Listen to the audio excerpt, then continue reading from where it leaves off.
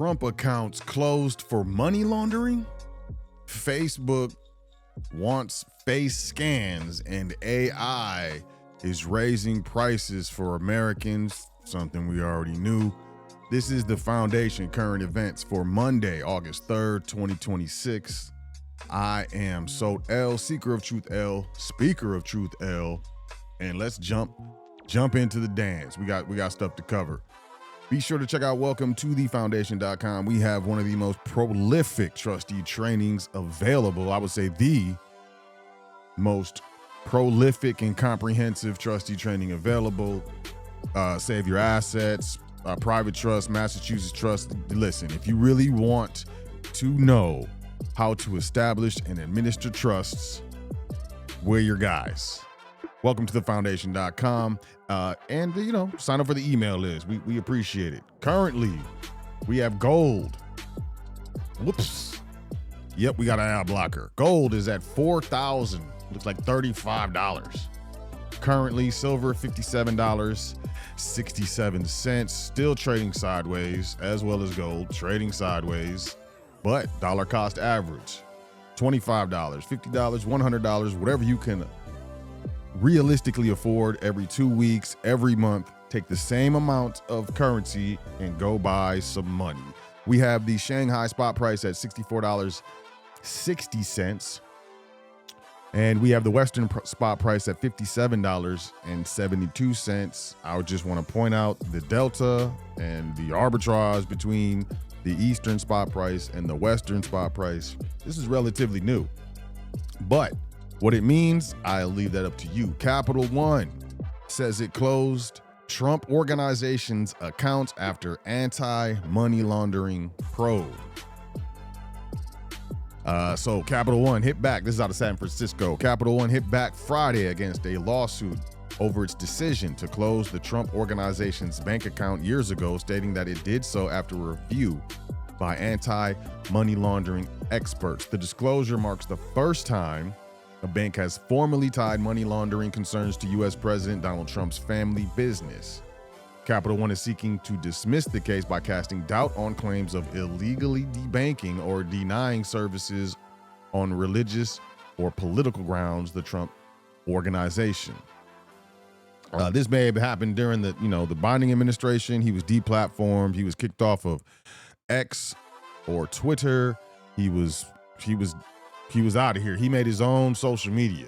He was a sitting president. I found that to be very interesting. The Trump Organization and Capital One did not immediately respond to requests for comment. Capital One has never accused the Trump Organization of illegal money laundering, but Friday's filing argues that, quote, documents and plaintiffs' own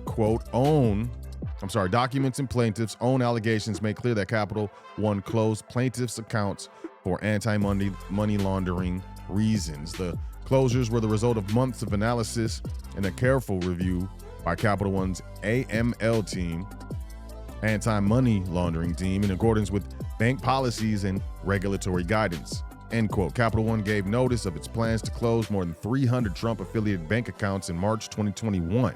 300. The Trump Organization and Eric Trump, the president's son, filed a lawsuit in March 2025 in a Florida federal court, alleging the accounts were closed because of Capital One's, quote, woke, end quote, beliefs and its desire to benefit from the political mood after the January 6, 2021 riot at the Capitol. Federal court in Miami has tossed 2 complaints in the Capital One case, but gave the plaintiffs opportunities each time to submit an amended complaint. Excuse me. Capital One said that the latest version filed July, quote, suffers from the same fundamental flaws as their prior 2 pleadings, end quote. Capital One said in Friday's filing that the Trump Organization's allegations of political pretext were misguided and based on cherry-picked quotations unsupported by full context of documents submitted by the court. Quote, the transaction patterns identified by Capital One are among the types of activity flagged by federal banking guidance, end quote. I want to see how this pans out. Amazon enters $3 trillion club as AI cloud growth power rally. Amazon's market value topped $3 trillion for the first time today, helped by a sharp rally following strong earnings and signs that the AI boom is driving fresh demand for its cloud computing services, the company's main profit engine. Last week, the shares recorded the biggest one-day jump since April 2012 after the Seattle-based e-commerce and cloud computing giant delivered its strongest cloud growth in more than 4 years and raised its annual capital spending forecast. Quote, Amazon is probably the most emblematic of the economy right now. It's a consumer story and it's an AI story, end quote. This is Mark Hackett, chief market strategist at Nationwide, who went on to say, quote, the big skepticism coming into earnings season was if they, the hyperscalers, were turning the spigot down on spending on AI. We did not get that from Amazon and Microsoft, and that has unleashed a much broader all clear for the market, end quote.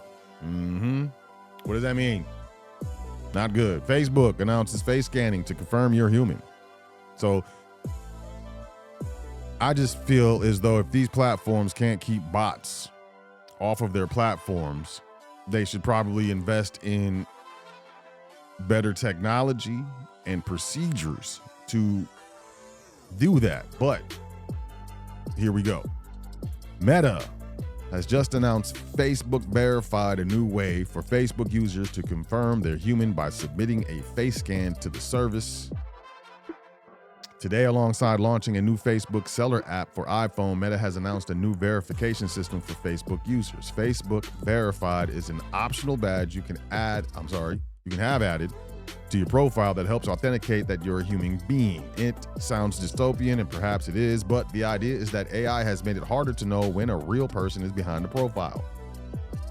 As AI makes it easier to generate content, profiles, and messages, we want to provide a way for you to know there is a real person on the other side of the profile. That's why we're introducing Facebook Verified, a free badge for people on Facebook. To get the badge on your profile, which resembles a check mark, Facebook requires a facial verification process. Based on screenshots, the process looks very similar to the iPhone's Face ID setup flow. Per Meta, it's a simple selfie-based process. You record a short video selfie, which we check against your existing profile photos to confirm a match. The process is free and typically takes just a few minutes. It's optional now. Is it going to maintain its optionality? Security flaw in the Vatican's Click to Pray app leaves over 700,000 global users exposed. Wow. Click to Pray, the official prayer app of the Pope's worldwide prayer network, was found to have zero security by a security researcher. According to Bob the Hacker, they discovered in January 2026 the Vatican-linked app had zero security, allowing anyone to access user data through the API endpoint by simply typing in user IDs. They emailed 9 individuals about the vulnerabilities as soon as they discovered them, but received no response and saw no changes for 6 months. The information that anyone could get from the Click to Pray app's database included first and last names, email addresses, and birth dates, among other information. You may not think this is much, but getting names and email addresses is more than enough for bad actors to start sending phishing emails to vulnerable users. Bob the Hacker also pointed out that most of the app's users are likely older people who aren't tech savvy, so any enterprising scammer could tap into the app for a literal treasure trove of email addresses. It was also easy to get the complete list automatically. The user ID assigned to new accounts is sequential, and since there's no rate limiting for the API, all it takes is one GET request per user to capture all the information. Aside from this, the validation hash used to verify the validity of an account signup is also stored in the clear, meaning anyone with access to the API can verify an account by opening their inbox. The email also had security issues that make it look like a phishing email, even if it's legitimate. Was this on purpose? I don't know. It's 2026. All of us have heard of security vulnerabilities, whether it's in phones or computers or networks, web browsers, phishing emails, things of that nature. So I wonder, with all of the resources that the Vatican has, all the financial resources that the Vatican has. Was this on purpose? Plane makers and repair shops take steps to conserve aircraft windows in tight market. So they're using reused windows. I don't know, wow. Plane makers, airlines, and repair shops are conserving aircraft windows after an incident at a key California factory worsened shortages of a part needed for both new aircraft and routine maintenance, companies and industry sources said. GKN Aerospace, one of the world's biggest suppliers of cockpit and passenger windows, halted production in late May at its factory in suburban LA after an overheating tank raised fears of an explosion and prompted the evacuation of 50,000 nearby residents for several days. While the incident has not derailed new plane production or airline operations, sources and executives said it has led to parts delays and industry concerns over the supply of cockpit and passenger windows. U.S. plane maker Boeing said it had communicated with operators on steps to manage window inventories after the incident. Boeing advised airlines to replace windows only when necessary rather than for other reasons such as aesthetics, according to a source at North American carrier. Boeing said in a statement it continues to, quote, work with our supplier and are taking steps to mitigate any potential impacts, end quote. GKN, owned by London-listed Melrose Industries, produces windows for several Boeing models, including the 737 MAX, along with rivals Airbus A220 and A350 jets. Melrose said on Friday it was working to restore the now partially opened window factory to full production by the end of 2026. The shortages highlight some lingering post-pandemic weakness in the aerospace supply chain, despite noticeable improvements in parts availability this year.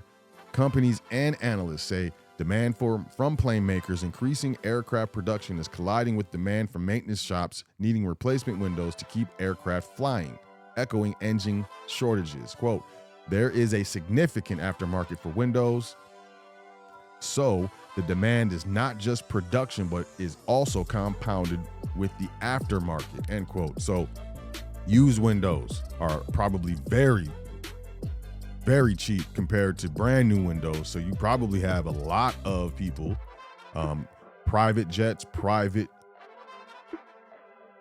aircraft, airport hangars, things of that nature. A lot of, windows that are in demand that came out, the industry, right? I would say things like Southwest, American Airlines probably have a more rigorous schedule on maintaining and upgrading aircrafts.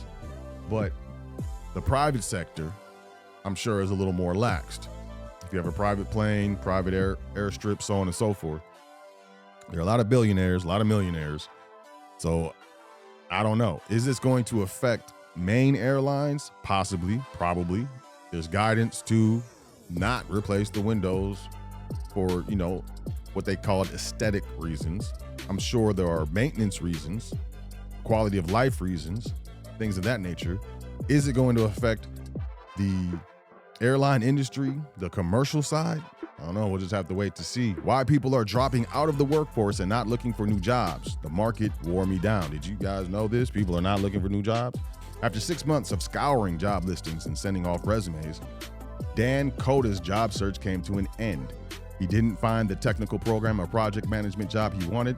He just stopped looking altogether. Starting around December 2025, when he was laid off from his previous role, Koda says he spent more than 300 hours job hunting, submitting dozens of applications, hearing back about 15 potential roles and going through multiple rounds of interviews to no avail. By June, Koda says he was done with the grueling effort of looking for work. Quote, the market wore me down. I was hitting wall after wall after wall and not getting anywhere, the 40-year-old Durham, North Carolinian told CNBC. This year, the number of announced layoffs in January reached a level not seen since 2009 during the Great Recession. And, after that, we had the pandemic and the retail apocalypse. Now it's hitting actual white collar executives and a lot of tech people, a lot of people in tech a lot of people in middle management. It's crazy. According to data from the global outplacement firm Challenger, Gray, and Christmas, quote, the candidate pool is absolutely flooded, end quote. Coda says, citing mass layoffs pushing thousands of affected workers like himself into the job market at once. With that kind of competition, he says, quote, what chance do you stand, end quote. Discouraged job seekers like Coda, who have given up on finding work, at least for now, are part of a trend economists say is worrying. The labor force participation rate has been on a downward trajectory since the turn of the millennium, fueled by an aging population and fewer young people entering the workforce. June saw the biggest one-month drop in prime age labor force participation of workers ages 25 to 54, excluding the COVID pandemic since June 1976, roughly. 720,000 people stopped working or looking for work between May and June. That's a quarter of a million people, y'all. This is according to the St. Louis Fed. Those leaving the workforce are both men and women, and the majority are ages 25 to 34, says Heather Long, chief economist at Navy Federal Credit Union, who specializes in the economics of the middle class. Meanwhile, elevated levels of long-term unemployment persist. In June, more than 1.9 million Americans, or roughly 1 in 4 unemployed people, were jobless but still looking for work for longer than 6 months, according to the U.S. Bureau of Labor Statistics data. A continuous low-hire, low-fire job market could make it more challenging to find work and push more people out of the workforce altogether. And you got to understand, they count people who are unemployed once they stop receiving unemployment benefits, or applying for unemployment benefits, they drop them off the unemployment numbers. So even if they don't get a job and their benefits run out, they don't count as the unemployed. Interesting. Mortgage rates climbed to the highest level in a year. The average 30-year fixed mortgage rate climbed to 6.66% this week, the highest since July of last year, according to Freddie Mac. That's up from 6.58% last week, marking the biggest one-week jump in mortgage rates in 10 weeks. Just a few months ago, mortgage rates dipped below 6% for the first time in years, fueling hopes that lower borrowing costs would revive the sluggish housing market. I don't see it ending anytime soon at all. In just 15 years, the average U.S. home buyer went from 39 years old to 59 years old. Top analyst reveals how the housing market has warped in one generation. In developed economies, individuals are planning their milestones later in life than the generation before them. Parents are having children later. Couples are getting married at older ages, and buying a home is coming further down the tracks as well. While some of these decisions are a matter of personal preference, others are a result of the economic cycle. While 90% of Gen Zers surveyed in the recent report said they want to own a home one day, 79% also said they are being priced out of the market. Likewise, while 55% of millennials now reportedly own a home, it took them far longer to get a foot on the property ladder. According to Census Bureau data analyzed in Apartment List's 2025 Millennial Home Ownership Report, at age 30, 33% of millennials were homeowners compared to 42% of Gen X and 48% of baby boomers.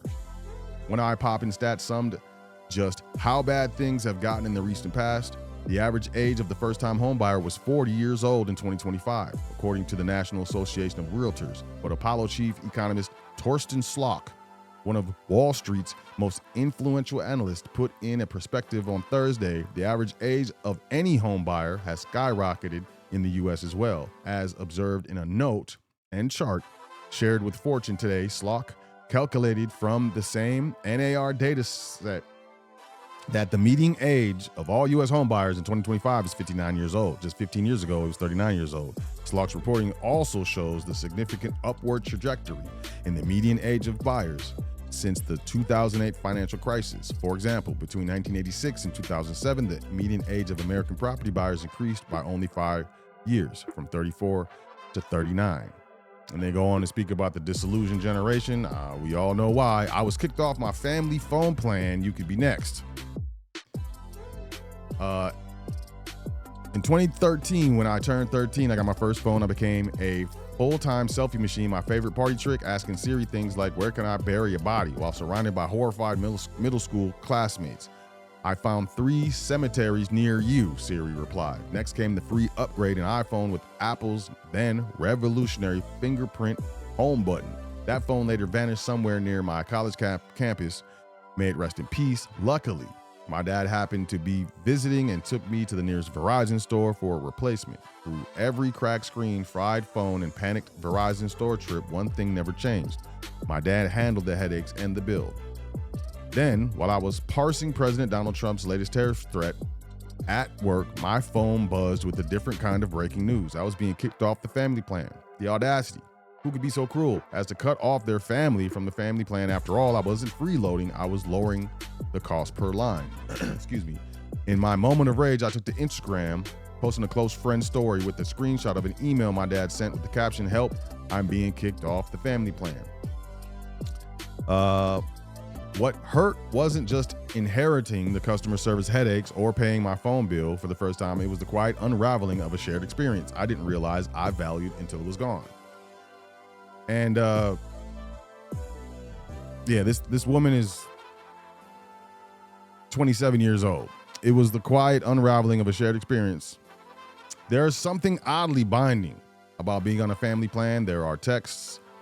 Is anyone else's service bad, or is it just me? As well as the alerts that we are approaching the shared data limit. Sure, it felt a little silly, to have to get my dad on the phone every time I needed to speak with customer service, but it was bonding time.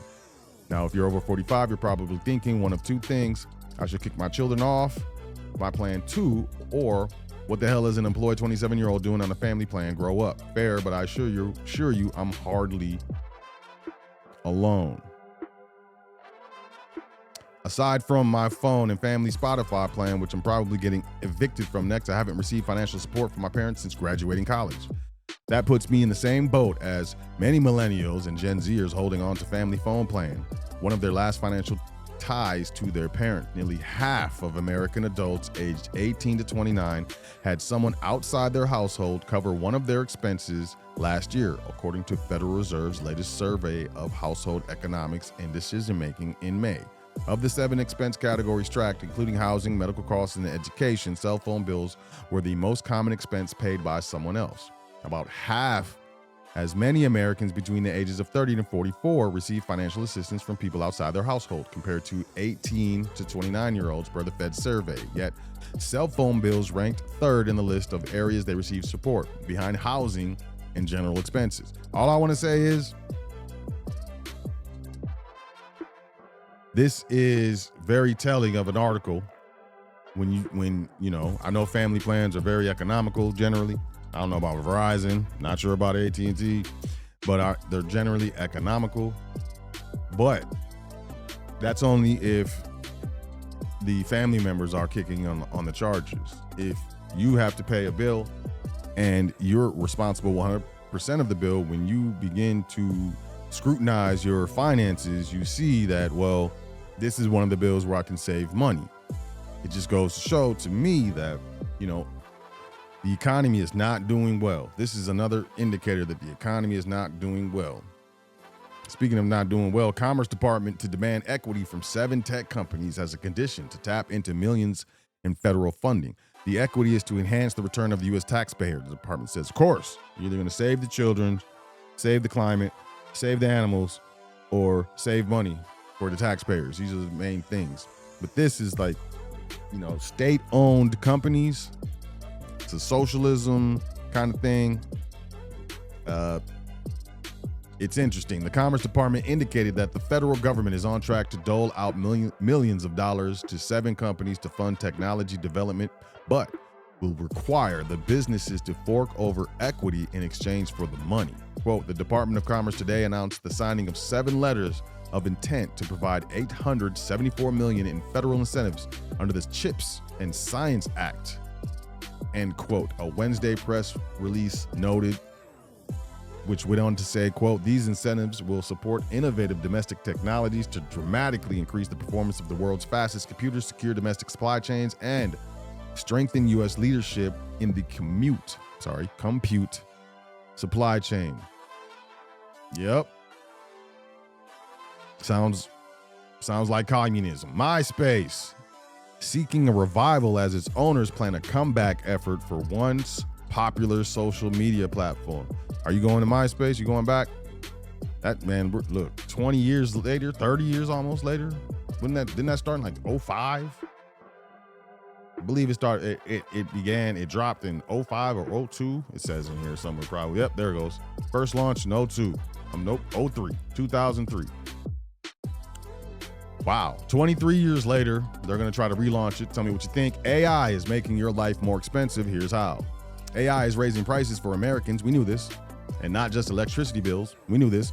Major technological innovations carry the potential to transform economies by creating opportunities, jobs, and even new industries while supercharging productivity and growth. However, that promise of longer-term gains often is preceded by short and medium-term pain. Oh, they're trying to explain it. Oh, just wait until later. It's going to get better. I don't believe that. In the case of artificial intelligence, that has included job losses, slower wage growth, widening wealth inequality, and especially in recent months, higher inflation. Recent data shows that the gargantuan interest and investment in AI adoption, which is estimated to be around $750 billion for this year alone, and this is the 8th month, it's the beginning of the 8th month, wow, have pushed a variety of prices higher, lifting overall inflation in the process. Quote, the higher inflation means that households must spend just over $375 more to purchase the same goods and services as they did this time last year due to AI's inflationary impact, end quote. This is Mark Zandi, chief economist at Moody's Analytics. This was in an email to CNN. The good news, AI is still just a minor contributor of overall inflation, and the impacts are currently limited to a handful of categories. But the not so good news, AI is pushing inflation higher and further compounding longstanding affordability concerns in the process. Plus, these price pressures aren't expected to go away anytime soon, and they very well could broaden that potential dynamic as Federal Reserve officials, including the central bank's new chairman, on alert. Wow, electricity, memory chips, RAM, AI, computer hardware and software, a little bit. I would say hard drives as well,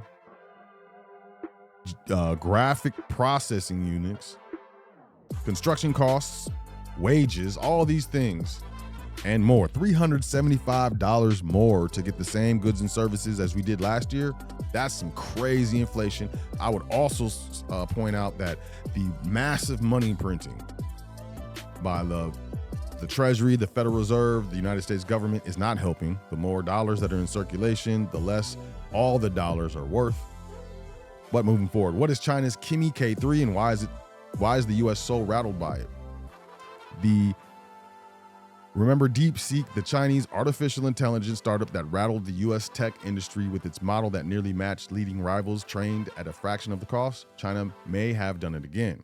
The latest Chinese AI model making waves was developed by a lesser-known startup called Moonshot AI. And just 2 days after launch, Moonshot suspended new subscriptions after demand overwhelmed its computing capacity.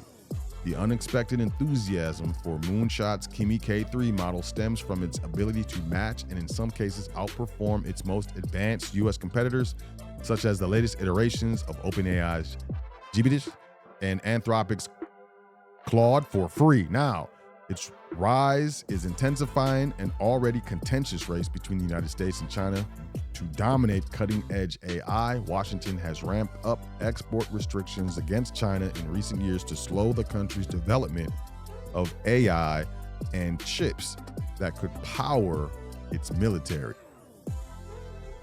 After Kimi K3 was released, U.S. officials and Anthropic, have again accused Moonshot of distilling American models, a technique in which one AI model is trained using outputs from another. Moonshot has denied the allegations. Still, the fears spreading among U.S. companies and government officials underscore the stakes of the AI rivalry and its far-reaching implications for economy, defense, and national security. Ouch. This race is not going to end anytime soon. The major two competitors are the United States and China. Some would say the United States / Israel and China. But we'll keep you posted. This is not going anywhere anytime soon at all. And last but not least, cold card wallet attack drains up to 89 million in Bitcoin from 12,000 plus addresses. Right? So these are wallets that aren't connected to the internet. Doesn't matter. Owners of popular Bitcoin storage devices are being urged to protect their cryptocurrency after security researchers said a software flaw may have allowed attackers to steal roughly $70 million worth of Bitcoin in less than an hour. Forbes first reported the attacks, which researchers at Galaxy Research say drained more than 1,000 Bitcoin from 1,196 digital wallets in just 41 minutes. On July 30th, Galaxy later identified 2 additional suspected waves of suspicious activity, bringing the estimated losses to nearly 89 million. The firm cautioned that its findings are based on blockchain analysis and that it has not confirmed every affected wallet was created using the vulnerable software. The issue involves Cold Card, a handheld device many cryptocurrency investors use to store Bitcoin offline, instead of leaving it on a cryptocurrency exchange. Often called a hardware wallet, the device is designed to keep hackers from accessing a user's Bitcoin over the internet. According to a security advisory from Block's Bitcoin engineering and security team, a coding mistake in certain versions of Cold Card may have weakened one of the wallet's key security features.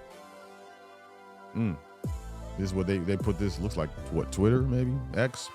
If you generated a seed on an MK3 after firmware 4.0.1, your funds may be at risk. MK4Q and MK5 are not affected based on our early analysis. Well, what about your late analysis? They might come back. Block said the software bug may have had some of those recovery phrases predictable enough for sophisticated attackers to figure them out under certain circumstances, potentially allowing them to steal Bitcoin without ever physically touching the wallet.